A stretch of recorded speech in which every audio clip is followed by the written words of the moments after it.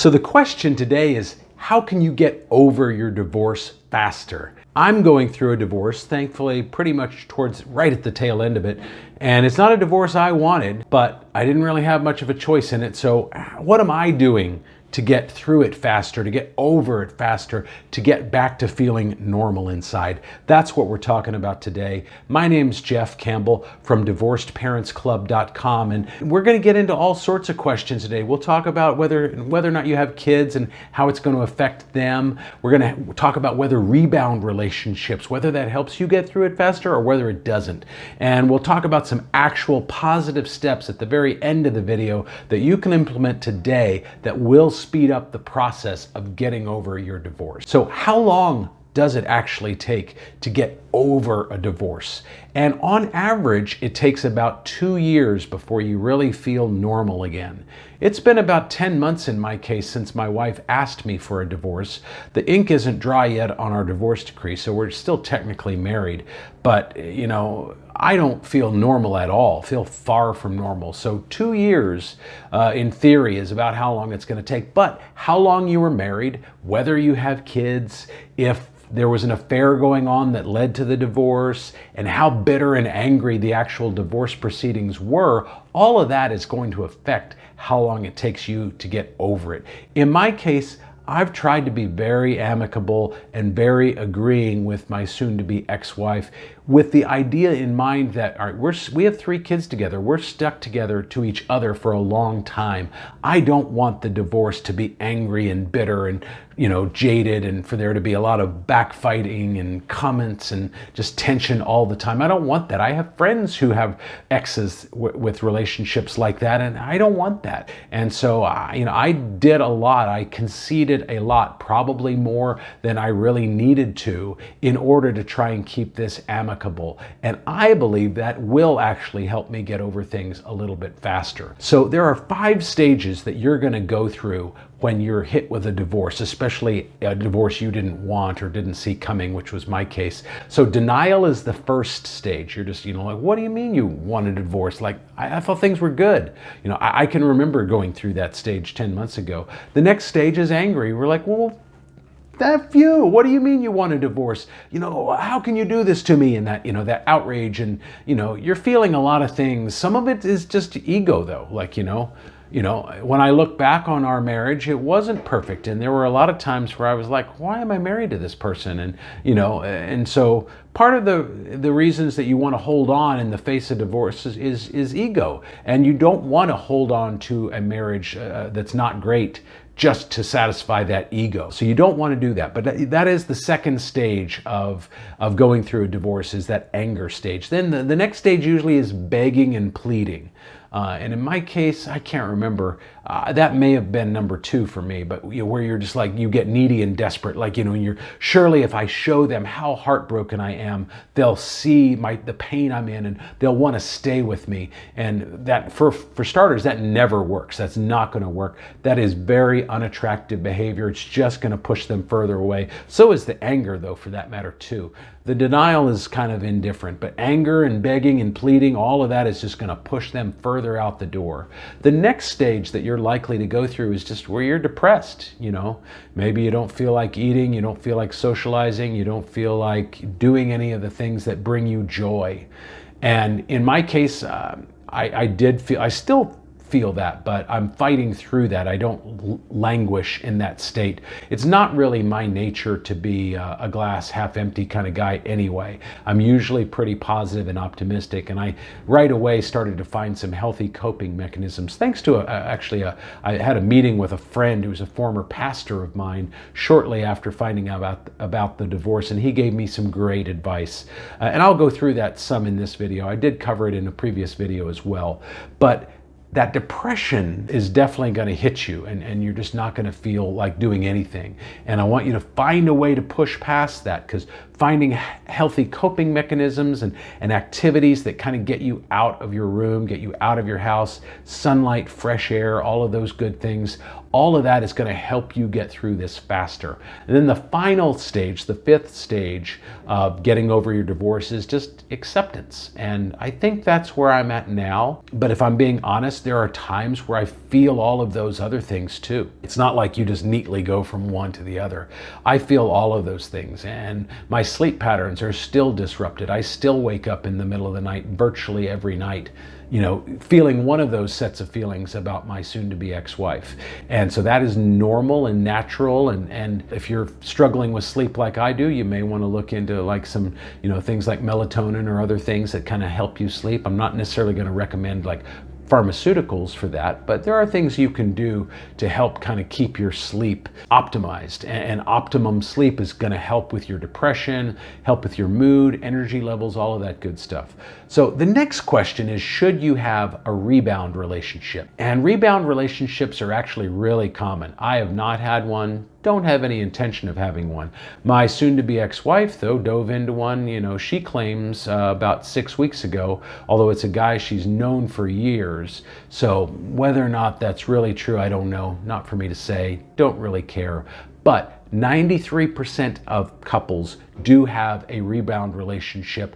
That can start anytime from the moment of the divorce or the separation, but it usually happens within a year of that initial meeting. So in our case, my wife asked for a divorce about 10 months ago, and so like probably 8 months into it is when she started her rebound relationship. As you might guess, rebound relationships only have a lifespan of about 2 months in most cases. Of course, there are exceptions to the rule on everything, but most of the time they do not last. So if you're going into a rebound relationship thinking, it's got that new relationship smell and it just feels so good to feel wanted again and to have sex again, if we're being honest, and to feel that emotional connection with somebody, all of that's going to feel great if you've been going through a heart-wrenching divorce. However, those feelings in most cases aren't really real, and they're a reaction to what you had been feeling prior to going through the divorce. So don't think that rebound relationship is going to be it. This is my soulmate. I'm going to be with this person. In most cases, they only last about 2 months. In my opinion, it's far better to focus on yourself. Focus on being the best version of you that you can be. If you want to have a fling, want to have a one-night stand, that's not really my style, never really has been. But if you want to do that, I think that would definitely be better than having a rebound relationship where you have some sort of intention of it lasting, because it probably won't. Focus on yourself, find healthy coping mechanisms, get outside, get back to doing the activities that you loved doing before you were married, because a lot of us, and I was totally guilty of this, stop doing a lot of those things in the course of being married, especially if you have kids. You're focused on kids and your wife or your husband and work, and you kind of like push your friends and your hobbies to the wayside, and you forget about a lot of those things. And those are what made you you. And to a degree, they are what made you attractive to your spouse. And so when we forget about those things, it does actually lower how attractive our spouse sees us. So find healthy coping mechanisms, get back to doing the things that you love doing. Avoid a full-blown rebound relationship. Have a fling or a one-night stand if you kind of just need to get that out of your system, but don't go into a rebound thinking it's gonna be the real thing. It's not likely going to do that. There's a doctor named Judith Wallstein, and she's the author of a book called Surviving the Breakup and How Children and Parents Cope with Divorce. And she found that even after 5 years, 31% of men and 42% of women still struggled with their kind of, their psychological and social stability. They were still struggling 5 years later. And she actually recommends not getting into another relationship until you feel that level of stability. Now, in most cases, like I said at the beginning of this video, it's really only going to take about 2 years. But like I said, how acrimonious the divorce was, whether you have kids, whether your spouse cheated on you, whether they're with the person that they cheated on you with, all of those things will affect how quickly you can kind of heal and get over it. But sometimes up to 5 years, people still haven't recovered. So if you do have kids, and like I said, I have 3 kids, I have a toddler and 2 teenagers, 50% of them, of course, are gonna feel sad after the separation. The older they are, though, the less likely that is, interestingly enough. If they're teenagers, it's lower instances of that, although I think it manifests itself in different ways. 20% were scared or confused, 13% were angry, and only 10% felt happy. And those were probably cases, I'm guessing, like my own childhood, where there was maybe physical violence going on, an abusive parent, that kind of thing. Only in 10% of the cases did the kid actually feel happy about the divorce. And 1 year, though, after the divorce is done, actually the numbers of those things with kids are dramatically lower. So if you do have kids like I do, don't worry too much. If you focus on being the best version of you that you can be, the best parent you can be, if you treat your soon-to-be ex with as much respect and courtesy as you can and not let things get ugly, your kids are probably going to be just fine in about a year. So the top takeaways that I want you to take from this video are: find healthy coping mechanisms. Don't turn to drugs or alcohol. Don't start smoking cigarettes.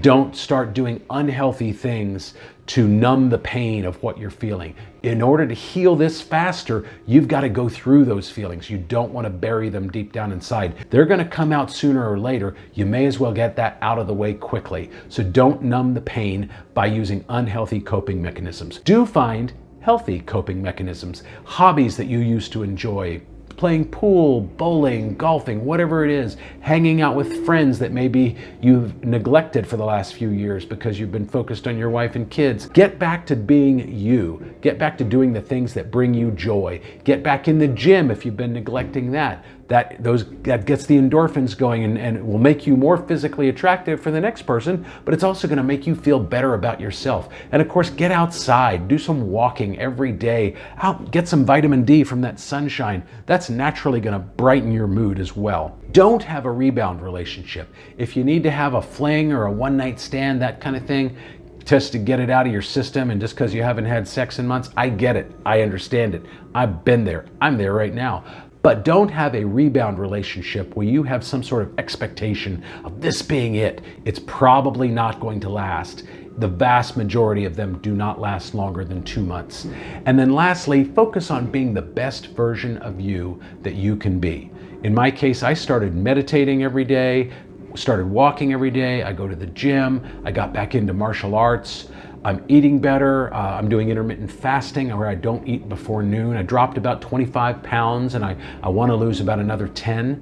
And those are all things that are helping me be the best version of me that I can be. And if anything is going to work to attract your spouse back, if you want that, it's actually that, being the best version of you that you can be and doing that consistently over a period of time. Telling your spouse isn't going to do anything, but if they see, gosh, they look really attractive, they've lost a lot of weight, and they seem to be doing great, that could potentially attract them back if that's your goal. But even if that's not your goal, that's going to set you up for much greater success to attract eventually the person you're going to be with next. If you have a question or something you'd like to see me cover in a future video, leave that in a comment down below.